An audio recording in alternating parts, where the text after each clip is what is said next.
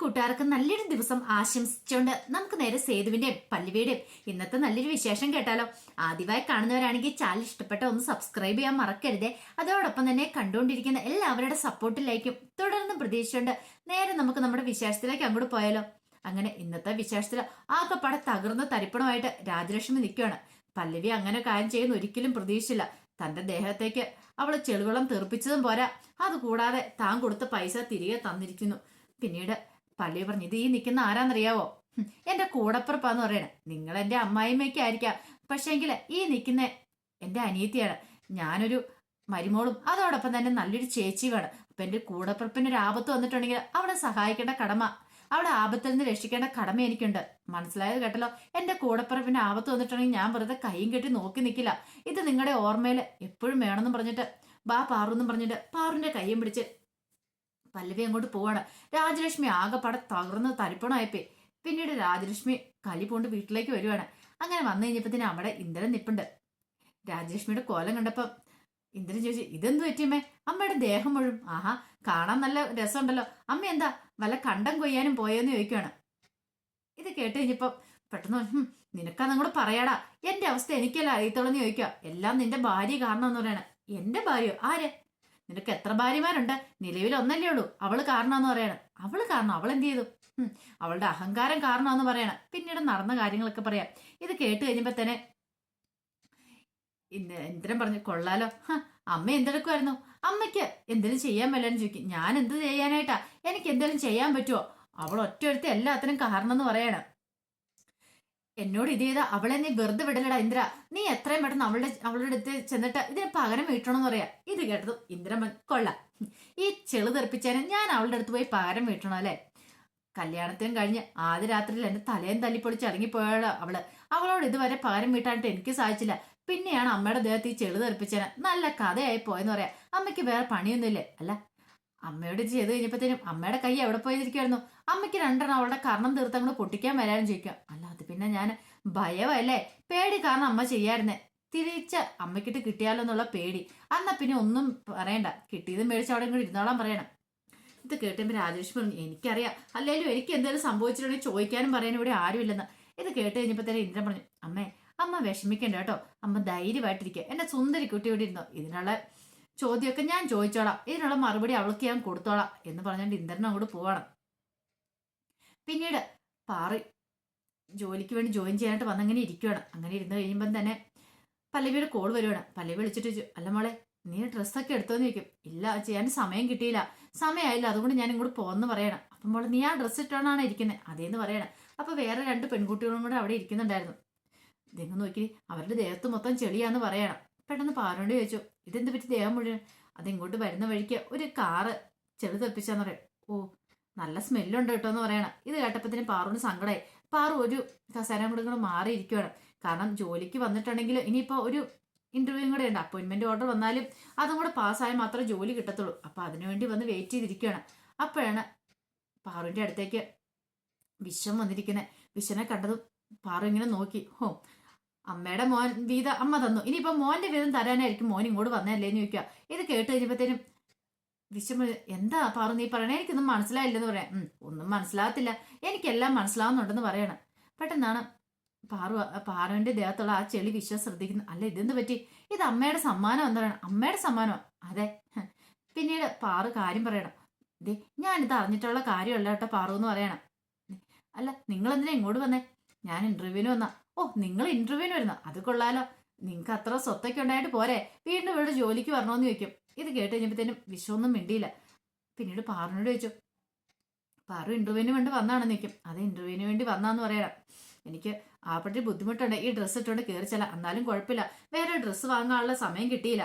പെട്ടെന്ന് വിശ്വം ഒരു കാര്യം ചെയ്യാം, ഞാൻ വേറെ വാങ്ങിച്ചോണ്ട് തരണോന്ന് ചോദിക്കും. വേണ്ട, അതിന്റെ ഒന്നും കാര്യമില്ല, വാങ്ങിച്ചോണ്ട് വരാൻ സമയമൊന്നും ഇല്ലായിരുന്നു, അതുകൊണ്ട് ഞാൻ പെട്ടെന്ന് ഇങ്ങോട്ട് ഓടി വന്നേ, സമയം പോകുന്നോണ്ടാന്ന് പറയാണ്. പെട്ടെന്ന് വിശ്വം എഴുന്നേറ്റ് എന്നിട്ട് തന്റെ ജാക്കറ്റ് അങ്ങോട്ട് ഊരുവാണ്. എന്നിട്ട് പറഞ്ഞു, അതെ, വിരോധമില്ലെങ്കിൽ ആ ചുരിദാറിന്റെ മുകളിലേക്ക് ഇതിട്ടോളാൻ പറയണം. അങ്ങനെയാണെങ്കിൽ ചെളി പറ്റിയത് ആരും അറിയത്തില്ലെന്ന് പറയാം. ഇത് കേട്ടൻ പാറു പറഞ്ഞു, വേണ്ട വേണ്ട, അതിന്റെ ഒന്നും ആവശ്യമില്ലെന്ന് പറയണം. അതെന്താ, ബുദ്ധിമുട്ടാണോ? അതെ, ചെളി പിടിച്ച് അറിയത്തില്ല, പെട്ടെന്ന് സ്പെല്ലും പുറത്തേക്കൊന്നും വരത്തില്ല, ഇത് ഇട്ടോളാൻ പറയണം. അവസാനം പാറുവിന് സമ്മതിക്കേണ്ടി വന്നു. കാരണം താനെ ഇന്റർവ്യൂ ബോർഡ് അംഗങ്ങളുടെ മുന്നിലേക്കാണ് പോകുന്നത്. ഇങ്ങനെ ചെന്നിട്ടുണ്ടെങ്കിൽ അവരെന്ത് വിചാരിക്കും എന്ന് കരുതിയിട്ട് പെട്ടെന്ന് അത് മേടിച്ചിടുകയാണ്. അപ്പത്തേനും പാറുവിന്റെ പേര് വിളിക്കുകയാണ്. അങ്ങനെ പാർവതി എന്ന് വിളിച്ചു കഴിയുമ്പോഴത്തേനും പാറു പെട്ടെന്ന് അകത്തേക്ക് അങ്ങോട്ട് ചെല്ലുവാണ്. അങ്ങനെ ഇന്റർവ്യൂ ചെയ്യാനുള്ള ആൾക്കാരൊക്കെ അവിടെ ഇരിക്കുന്നുണ്ടായിരുന്നു.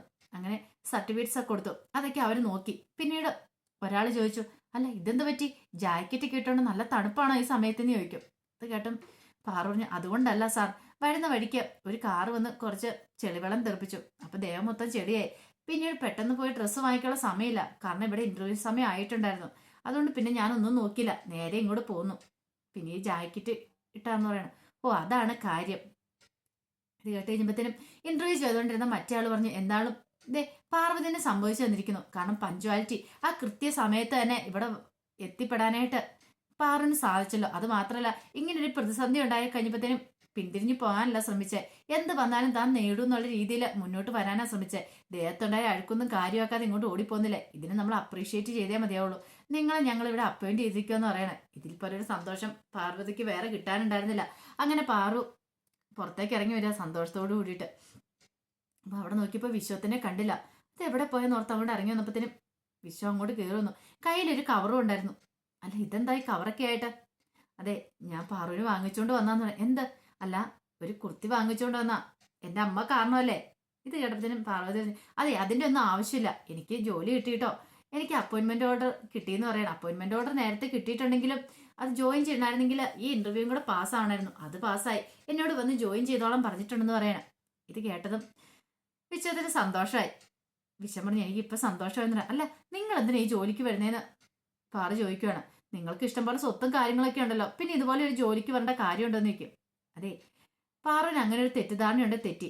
അതെ, എനിക്ക് എന്താണെങ്കിലും എൻ്റെ അമ്മയുടെ അവിടെ തലയിൽ കഴിവ് ഒട്ടും ആഗ്രഹമില്ല. എനിക്ക് സ്വന്തം കാലിൽ നിൽക്കാൻ ആഗ്രഹം.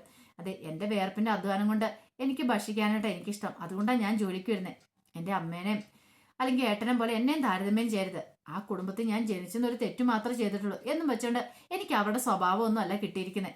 ആ ഒരു കണ്ണുകൊണ്ട് പാർവതി എന്നെ നോക്കുകയും വേണ്ടെന്ന് പറയണം. ഇതേടെ പാർവതി സോറി ഇട്ടോന്ന് പറയണം. അതെ, ഇന്ന ഈ കുർത്തി വെച്ചോളാൻ പറയണേ. വേണ്ട, ഇത് കൈ വെച്ചോ. അല്ല ഇത് ഞാൻ കൊണ്ടുപോയിട്ട് എന്ത് ചെയ്യാനാ? അല്ല ഏതെങ്കിലും കാലത്ത് ഒരു കല്യാണം കഴിച്ച് കഴിയുമ്പോൾ ആ പെണ്ണിന് കൊടുക്കാന്ന് പറയണം. ആട്ടെ ശരി ആയിക്കോട്ടെ എന്ന് പറഞ്ഞുകൊണ്ട് പാർവതി അങ്ങ് പോവാണ്. അങ്ങനെ പോയി കഴിയുമ്പോഴത്തേനും വിശ്വം പാർവതിനെ തന്നെ ഇങ്ങനെ നോക്കണം. പിന്നീട് കാണിക്കുന്ന അടുക്കളയിൽ ദോശ ഉണ്ടായിക്കൊണ്ടിരിക്കുകയായിരുന്നു ബേബി ചേച്ചി. അപ്പൊ അതിനരികിൽ തന്നെയുണ്ട് ശ്രീഹരി. ശ്രീഹരി എന്ത് ചെയ്യുവാണ്, കറിക്കൊക്കെ ഞുറുക്കി കൊടുത്ത് ചുമ്മാ ഒന്ന് ബേബിച്ചിനെ സഹായിച്ചോണ്ടിരിക്കുക. ബേബി ചേച്ചി പറയാം, ഈ ഡിവോഴ്സ് എന്നൊക്കെ പറയുന്ന കാര്യം ഇപ്പോഴേ ഉള്ളൂ, പണ്ട് കാലത്ത് ഇങ്ങനെയൊന്നും ഇല്ലായിരുന്നു പറയണം. ഇപ്പോഴാണ് ഇങ്ങനെ ഡിവോഴ്സ്, ഇഷ്ടപ്പെട്ടില്ലെങ്കിൽ പരസ്പരം വേർപിരിയുന്നത്. പണ്ടാണെങ്കിലോ പെണ്ണുങ്ങളെ കല്യാണം കഴിപ്പിച്ച് വിട്ടിട്ടുണ്ടെങ്കിൽ ജീവിതാവസാനം വരെ അയാളുടെ ഒപ്പം കഴിഞ്ഞോണം. അയാൾ എത്ര തല്ലും അടിയും കൊടുത്താലും അതൊക്കെ കൊണ്ട് ജീവിച്ചോണം എന്ന് പറയാം. ഇത് കേട്ടതും ശ്രീഹരി പറഞ്ഞു, ഇന്നത്തെ കാലത്ത് അതൊന്നും നടക്കത്തില്ല ബേബി ചേച്ചി. അങ്ങനെ എന്തെങ്കിലും ഉണ്ടെങ്കിൽ പെണ്ണുങ്ങൾ അവരുടെ മൂട്ടിലെ പൊടിയും തട്ടി പോകുന്നു പറയണം. അപ്പോഴാണ് ശ്രീഹരി ഒരു കാര്യം ഓർത്ത, അയ്യോ ഇപ്പോഴാണ് ഞാൻ ഒരു കാര്യം ഓർത്തേ, സേതുവേട്ടൻ എന്നെ വിളിക്കുമെന്ന് പറഞ്ഞിട്ടുണ്ടായിരുന്നു. അയ്യോ ഫോണ് സ്വിച്ച് ഓഫ് ആയി പോയല്ലോ. അപ്പൊ തന്നെ അച്ചു അങ്ങോട്ട് വന്ന്, എന്താ കാര്യം എന്താന്ന് ചോദിക്കണം. അയ്യോ എന്റെ ഫോണ് സ്വിച്ച് ഓഫ് ആയിപ്പോയി. അതെന്താ പോയി കുത്തിയിടണം. അല്ല ചാർജർ സേതുവേട്ടൻ കൊണ്ടുപോയി, അന്നാ ഒരു കാര്യം ചെയ്യാം, ഞാൻ കുത്തിയിടാന്ന് പറഞ്ഞുകൊണ്ട് അച്ചു ആ ഫോണും മേടിച്ചോണ്ട് അങ്ങോട്ട് പോവാണ്. പിന്നീട് ശ്രീഹരി ബേബി ചേച്ചിയും കൂടെ സംസാരിച്ചുകൊണ്ടിരിക്കുകയാണ്. അങ്ങനെ സംസാരിച്ചുകൊണ്ടിരിക്കുന്ന സമയത്ത് ശ്രീഹരിയുടെ ഫോൺ ബെല്ലടിക്കുന്ന കേട്ടു. അയ്യോ എന്റെ ഫോൺ ബെല്ലടിക്കുന്നുണ്ട്, ഞാനിന്ന് പോയി നോക്കട്ടെ എന്നും പറഞ്ഞുകൊണ്ട് ശ്രീഹരി എന്ത് ചെയ്യണം, നേരെ അകത്തേക്ക് കയറി പോവാ. അകത്തേക്ക് കയറി പോയി ഫോൺ എടുത്തു. പക്ഷെ ആ ഫോൺ ഇരുന്ന സ്ഥലം വേറൊരിടം ആയിരുന്നില്ല, അത് സ്വാതിയുടെ മുറിയായിരുന്നു. അവിടെയായിരുന്നു കൊണ്ട് അച്ചു ഫോൺ കുത്തിയിട്ടെ. പക്ഷെ ഇതൊന്നും ഓർക്കാതെ ഓടിപ്പോയി ഫോൺ എടുത്തിട്ട് ആ സേതുവേട്ടാ അന്ന് പറഞ്ഞോ എന്നും പറഞ്ഞുകൊണ്ടിങ്ങനെ സംസാരിക്കുകയാണ്. അപ്പോഴാണ് അങ്ങോട്ട് സ്വാതി വരുന്നത്. സ്വാതി ഒന്ന് ഇങ്ങനെ നോക്കി, അവിടെ ശ്രീഹരി നിൽക്കുന്ന കണ്ടു. സ്വാതി മനസ്സ് വിചാരിച്ചു, ഇവനായിട്ടൊരു പണി കൊടുത്തിട്ട് തന്നെ കാര്യം. സ്വാതി പെട്ടെന്ന് തന്നെ അമ്മയെന്നും വിളിച്ച് അലറിക്കൊണ്ട് നേരെ താഴേക്ക് ഇറങ്ങി ഓടിപ്പോവാണ്. ശ്രീഹരിക്ക് ഒന്നും മനസ്സിലായില്ല. ശ്രീഹരി സ്വാതി അവിടെ നിൽക്കാനും പറഞ്ഞ് ശ്രീഹരിയും കൂടെ പുറകെ വരുവാണ്. അപ്പത്തിന് പൂർണ്ണിമ അങ്ങോട്ട് വന്നു, എന്താ മോളെ എന്താ കാര്യം ചോദിക്കണം. പെട്ടെന്ന് തിരിഞ്ഞു വന്നിട്ട് ശ്രീഹരനെ ചൂണ്ടിട്ട് ഇയാളെന്നും പറഞ്ഞുകൊണ്ട് അങ്ങോട്ട് ഓടി വരുവാണ്. കുളിച്ചു കഴിഞ്ഞ് ഇറങ്ങി വന്ന വഴിയായിരുന്നു, ബാത്റൂമിൽ നിന്ന് ഇറങ്ങി വന്ന വഴിയാണ്. അപ്പൊ പെട്ടെന്ന് തന്നെ അങ്ങോട്ട് ഋതു വന്നു. ഋതു വന്നിട്ട് എന്താ മോളെ എന്താ കാര്യം ചോദിക്കുകയാണ്. അപ്പൊ ഒരു കള്ളക്കഥ തന്നെ അങ്ങോട്ട് പറഞ്ഞു കൊടുക്കുവാണ് സ്വാതി.